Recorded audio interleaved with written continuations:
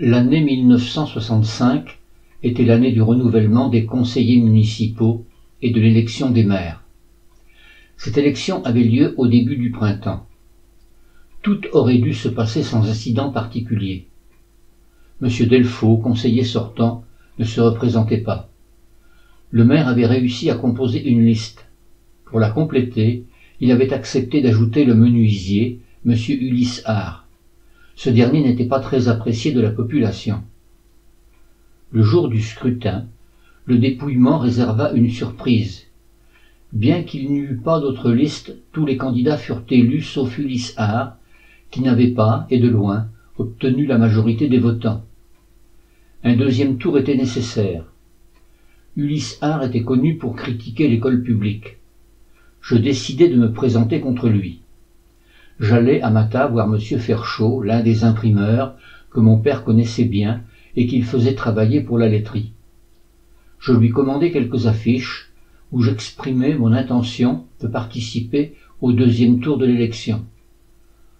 En apprenant ma candidature, 3 des conseillers de la liste du maire, messieurs Bourdeau, Feunier et Texier, vinrent me voir pour m'encourager et me dire qu'ils allaient faire campagne pour inciter les électeurs à voter pour moi. Je fus largement élu.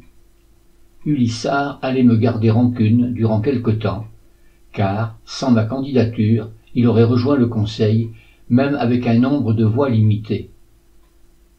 Le jour de l'élection du maire et des 2 adjoints arrivait. Les 3 conseillers qui m'avaient soutenu vinrent me demander de me présenter au poste de second adjoint pour faire barrage au docteur Favreau. Je n'avais aucune chance de le battre, mais ils souhaitèrent indiquer au docteur, sous couvert d'élection à bulletin secret, leur hostilité à sa candidature. Le conseiller le plus âgé, comme le règlement l'exige, présida la séance. Il fit appel à candidature pour le poste de maire. Une seule personne, le maire sortant, se porta candidat et fut élu à l'unanimité. Il fut alors demandé qui se portait candidat pour le poste de premier adjoint. Là encore, seul Pierre Bourdeau demanda le renouvellement de son mandat. Il fut également élu à l'unanimité. À la demande de candidature pour le poste de deuxième adjoint, le docteur Favreau manifesta son intention de concourir. Je levai également la main, comme cela avait été convenu entre nous. Les conseillers me regardèrent et, après un instant d'étonnement et d'incrédulité, le vote eut lieu. Sur les 11 votants, Pierre Favreau obtint 7 votes. De mon côté, à la surprise de la plupart des participants, j'obtins 4 votes, comme nous l'avions envisagé. Là, quelques visages se crispèrent. Chacun regardait autour de soi, cherchant à comprendre et à savoir qui avait trahi dans la liste du maire. L'ambiance soudain était devenue lourde. L'incident en resta là, mais l'opération, voulue par mes 3 acolytes, avait réussi. J'allais donc siéger au conseil municipal. Au cours des mois suivants, le conseil eut à prendre des décisions importantes. Les vieilles halles avaient besoin de gros travaux pour la réparation de leur toiture. Devant l'énormité du devis, le conseil décida finalement la destruction de cette partie du patrimoine de la commune. Cette démolition fut regrettée beaucoup plus tard. À la place, sur l'espace laissé vide, il fut décidé et réalisé l'édification du bâtiment qui accueille encore aujourd'hui le bureau de poste. C'est à cette époque également que fut prise la décision de l'achat par la commune du bois de la Chappe, où fut construit par la suite le centre aéré, le nouveau terrain de football et le terrain de tennis. Enfin, après de nombreux débats et pas mal de chamailleries, le remembrement de la commune fut décidé. Cela faisait beaucoup de projets pour une petite commune. Les dissensions entre les conseillers étaient fréquentes. Les commerçants et les agriculteurs avaient souvent des points de vue très divergents. J'avais demandé des travaux dans mon logement de fonction. Le plancher par endroits était abîmé. Une des lattes de la cuisine avait besoin d'être changée. Comme une décision tardait à être prise, je forçais le destin. Je donnai un coup sec avec le pied sur cette latte qui pliait dangereusement sous notre poids. La latte céda et je fis venir le maire pour lui faire constater la nécessité d'engager rapidement la réparation. Il décida que comme il s'agissait d'une cuisine, un carrelage serait plus adapté. Les travaux furent engagés. Il fallut commencer par démolir le plancher. Il y avait 2 menuisiers à Beauvais susceptibles de réaliser le travail. J'espérais que ce serait M. Gazeau qui serait désigné. Finalement, c'est M. Hart qui fut choisi. Lorsqu'il est venu faire le démontage du plancher, alors que l'ordre ne lui en avait pas été donné, il démonta également le placard fixé au mur. J'étais furieux. Je prévins le maire. Cela compliquait tout. Le carreleur avait déjà pris les cotes. Il avait commandé et reçu les carreaux, et il manquait la valeur de l'espace situé sous le placard pour réaliser le sol. M. Hart avait-il voulu se venger de ma candidature au conseil?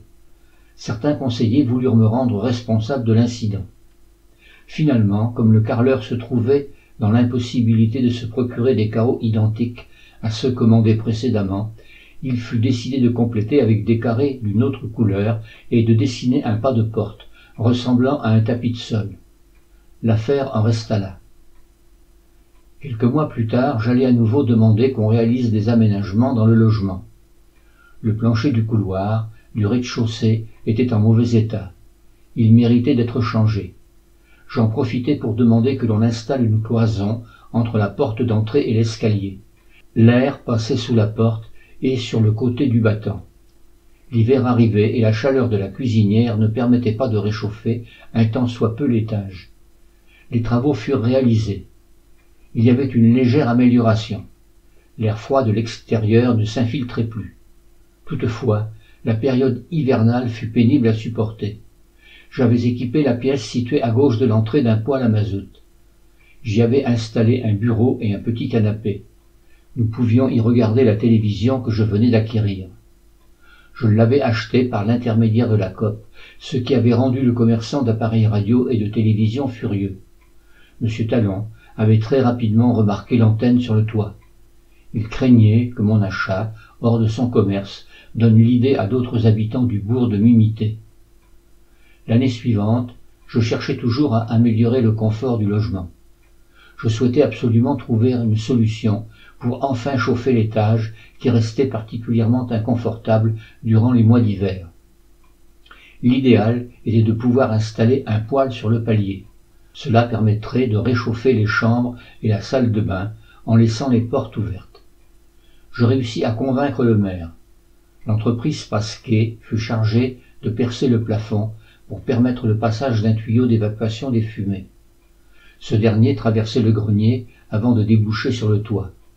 Nous pûmes enfin nous chauffer, mais ce que nous n'avions pas prévu, c'est que les fumées, en traversant le grenier, entraîneraient une condensation le long du tuyau et que l'eau coulerait tout le long.